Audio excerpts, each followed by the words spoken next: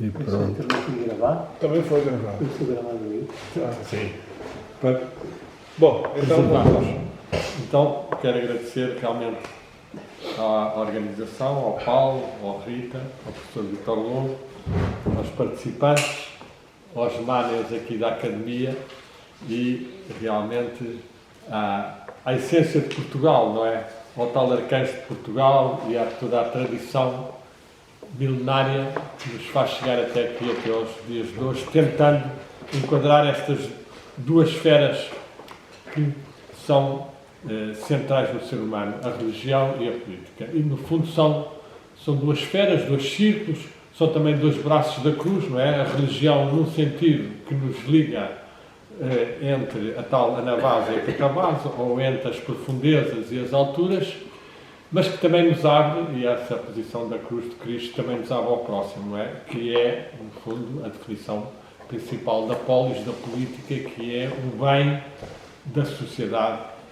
E esta junção da religião e política, ao longo dos séculos, teve realmente milhares de aspectos. O Freire Plano referiu aqui alguns importantes e graves. Ele também referiu aquele muito importante dos cavaleiros templários, não é? Os monges soldados, não é? Uma altura em que a religião e a política e essa fé estiveram extremamente juntas e de facto nós vemos por as constatações que o Pedro Tinoco Faria vai fazendo enquanto militar, enquanto candidato e muito lúcido enquanto à manipulação das pessoas, quão difícil é a ética, as doutrinas, as ideias sobreviverem perante os interesses corporativos ou os interesses de indústrias ou os interesses de ideologias que tentam diminuir o que o Freire Plano e ele consideraram muito importante, que é a capacidade de liberdade e a capacidade de serviço.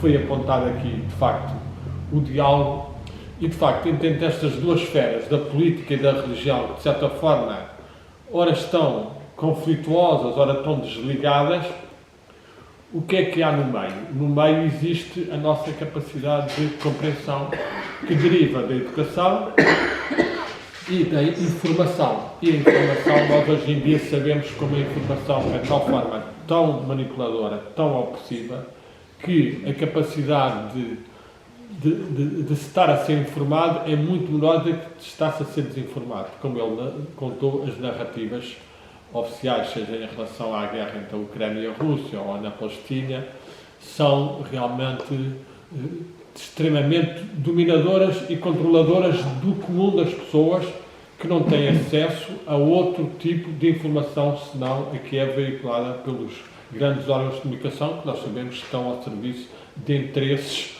oligárquicos, globalistas, que são anti-religião, anti-nação, anti-tradição, etc. Como é que nós podemos reagir? É, de facto, como ele falou, estávamos a falar há bocado, quando houve a tal entrega das espadas da consciência, o aumentar da nossa consciência, o discernimento, não é? O gume da navalha, que é, no fundo, também essa capacidade de conseguirmos discernir entre o que é o correto e o incorreto. Isto é extremamente difícil face a tão pouca informação. E como não há, de facto, aqui o que o Freire Plano também recomenda no fim, um espaço de diálogo, não há grandes capacidades de diálogo, e sabemos como, por exemplo, a sua candidatura é marginalizada, não chega aos órgãos de informação, e todos os candidatos também que possam ser alternativos, há grande dualidade que é sempre esquerda-direita, e quando muitas vezes há uma esquerda e direita que já estão esvaziadas de verdadeiros sentidos de modificação da sociedade ou de objetivos, mas que se tornaram esquerdas e direitas que apenas mantêm um jogo que atrai o grande número de votação, que é o PS e o PSD, sempre a serem votados. No fundo é um centralão que, como o Pedro falou muito bem, não cumprem metade das promessas que fazem, mas vão-se mantendo sempre nesse jogo, porque são favorecidos por todo o tipo de compadrios e por todo o tipo de comunicação social que está ao serviço deles. Portanto, o que é que nós temos aqui? O grande desafio. O grande desafio é criarem-se, de facto, grupos, centros de estudo, meios que possam favorecer um crescimento consciencial das pessoas, que possa permitir ter uma visão maior de quais são os verdadeiros inimigos das populações, quais são os verdadeiros inimigos do ser humano, quais são os verdadeiros inimigos da civilização, e não engolirmos tudo o que é, como ele disse, injetado ou transmitido através de essas grandes agências de manipulação que os Estados Unidos, como sabemos, dominam em grande parte, e com o Biden, o tal USA AID, andavam a favorecer, a dar milhões e milhões para todo o tipo de desequilíbrios de identidades, de religiões, etc. Portanto, parece-me aqui que um dos trabalhos grandes que devia haver, e que nos anos anteriores havia revistas mais profundas, seja católicas, seja do António Sérgio, revistas de reflexão, de tentativa de discutir o problema nacional, quais são as metodologias melhores, o que é verdadeiramente o bem comum. Temos que aumentar a taxa progressivamente, temos que favorecer determinados ofícios ou profissões ou lojas que estão a ser completamente destruídas por este tipo de globalismo.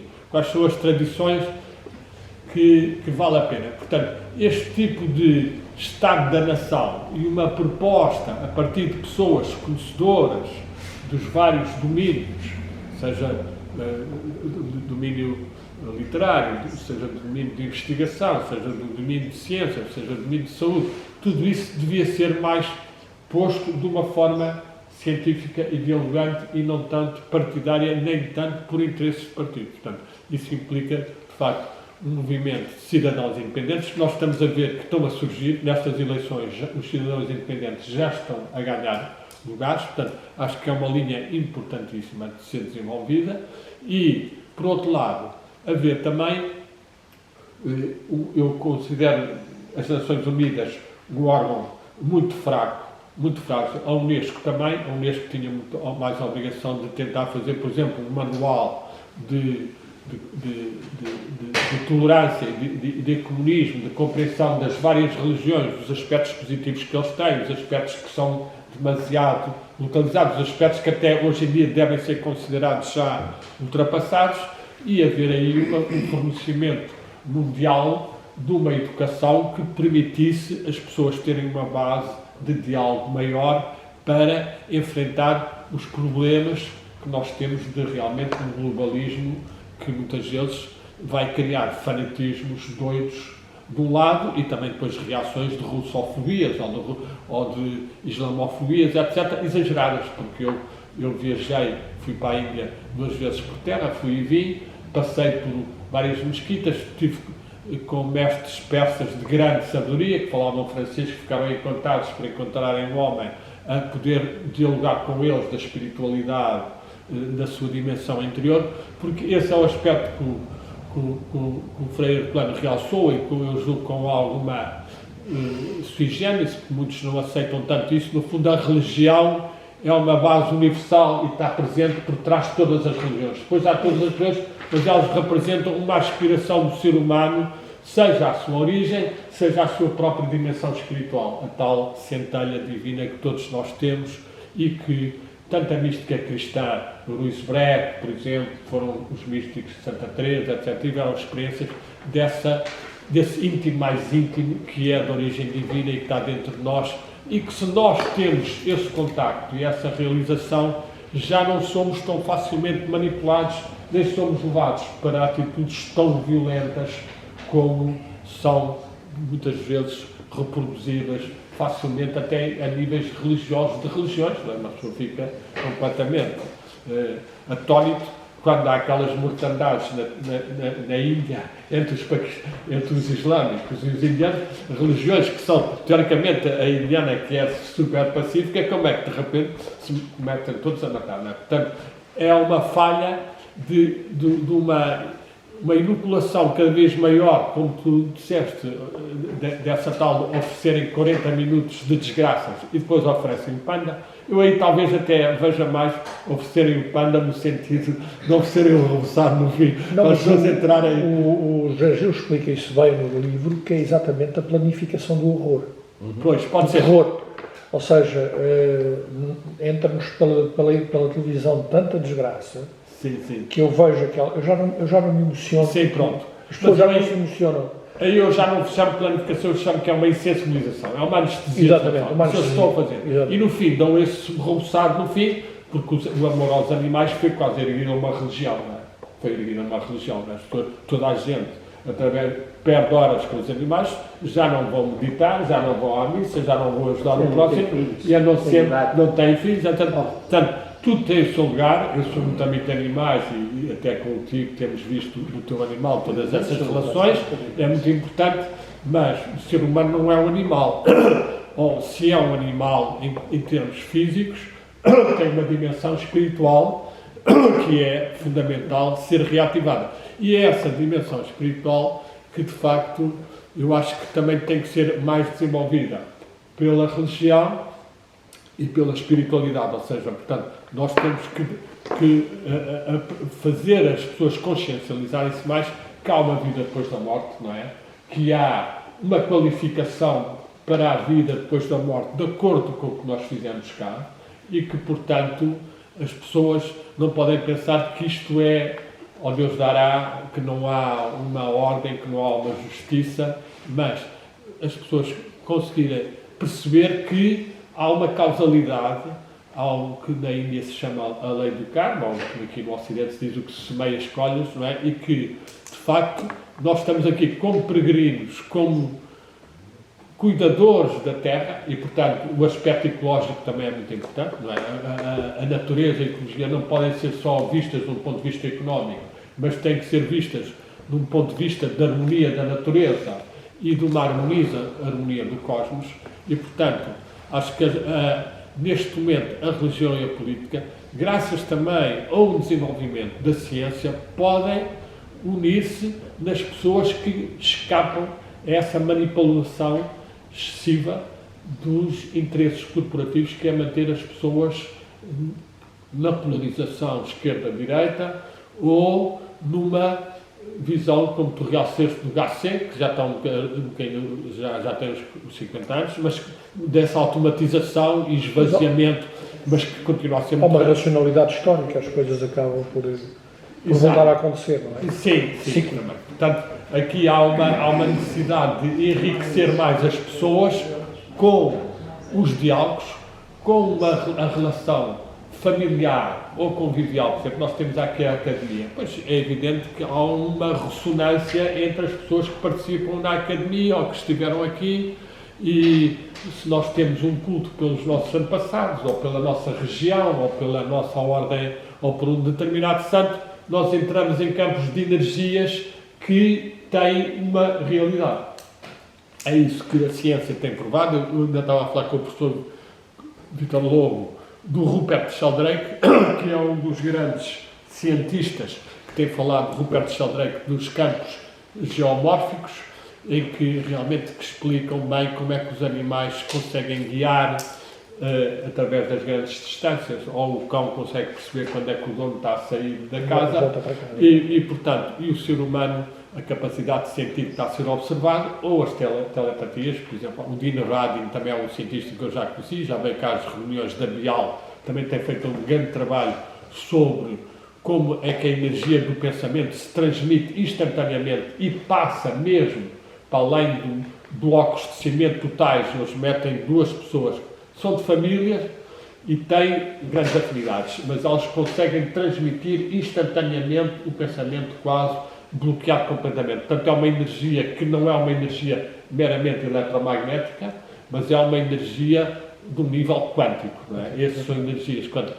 Portanto, é importante nós termos essa noção que, no fundo, nós estamos neste momento num momento fabuloso com a internet. A internet é uma forma de termos acesso a toda a informação. Não é? O que nós sabemos, eu trabalhei muito como livros, a escrever livros ainda à maquinazinha, ou então a mesma tipografia de chumbo ainda, e o que é hoje em dia reunir muitos livros para ter em casa. Hoje em dia a Internet Archive tem tudo, não é? Aliás, há dias até descobri que tinha um livro meu que eu fiz do Fernando Pessoa, Rosa Cruz, alguém descarregou na Internet Archive e está lá um livro. Portanto, a riqueza de informação que nós hoje em dia temos a toda a sabedoria mundial é uma coisa extraordinária.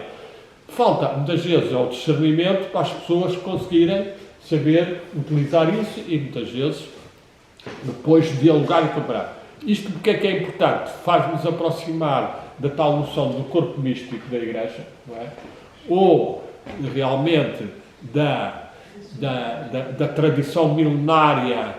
Estou quase a acabar. A tradição milenária está só... Eu é só para se mexer um pouco. excitar os músculos um bocadinho. Exato. Mas tem uma taxa. E, portanto, ao nível científico temos essa tal coisa descoberta cada vez mais em formato de filme, o campo unificado de energia, consciência e informação. Portanto, hoje em dia sabe-se cada vez mais que está tudo em rede, está tudo a circular informação e nós, às vezes, ou pelos sonhos, ou por estados muito graves de estar-se muito doente, ou morre um filho e a mãe capta logo, porque se transmite imediatamente nesse campo unificado de energia e consciência. Portanto, nós estamos numa época em que podemos tentar resistir à tal mecanização e à tal dependência dos noticiários, do preço certo, daquele tipo toda de informação que não interessa nada, ou a bola, não é? Os doutores que estão ali a comentar a bola horas e horas e horas, etc. Os ciclistas, ciclismo, agora já há o ciclismo feminino, já há os campeonatos femininos, e depois há os comentadores disso tudo, o que se gasta ali de tempo e de dinheiro, e o que é que aquilo faz evoluir a humanidade em termos conscienciais. É interessante, desculpa interromper, é interessante. Eu ontem estive neste evento dos Patriotas, que é uma coisa, ou seja, há essa consciência de que o globalismo e de que a massificação do pensamento é de tal ordem perigosa e perniciosa para a humanidade hoje. Há um filme, eu lembro-me sempre desse filme, são Os Insurgentes. Os insurgentes são uns tipos que surgem numa sociedade completamente estratificada, completamente controlada por máquinas e pela manipulação dos mídias, e a humanidade tem então a necessidade de criar um grupo de resistentes, de reconquistadores da essência humana, dos insurgentes. E este movimento onde eu estive ontem, dos patriotas, que são pequenos núcleos completamente estigmatizados nas várias nações pela esquerda, pela esquerda e pelo liberalismo da direita também. Pelo liberalismo da direita. Não podemos ir muito sempre contar a esquerdalha ou a esquerda. Não, exatamente, o liberalismo da direita. Ontem até falavam exatamente do Partido Liberal sobre isso. E começou a surgir essa necessidade de nos organizarmos em corpos. Eu outro dia eu dei algumas aulas sobre matérias na Faculdade de Psicologia da Universidade de Coimbra e no Júlio de Matos, no Hospital Psiquiátrico, convidaram-me a ser palestrante, e o diretor do Hospital Psiquiátrico dizia-me, em relação à juventude, à formação da juventude, desde o fim do serviço militar obrigatório, a doença mental juvenil cresceu exponencialmente, e os suicídios na infância. E eu lembro-me sempre que nos modelos, eu estive na Sérvia, na guerra, e os modelos sérvios de educação, e os modelos também suíços de educação, as disciplinas de cidadania não estão preocupadas com a sexualidade. A sexualidade é um processo evolutivo, normal do ser humano. E estão preocupadas, sim, com a educação de ética e de moral. E como é que eles educam os jovens nesses países? Desde a infância. Eu estava na Jugoslávia, na parte sérvia,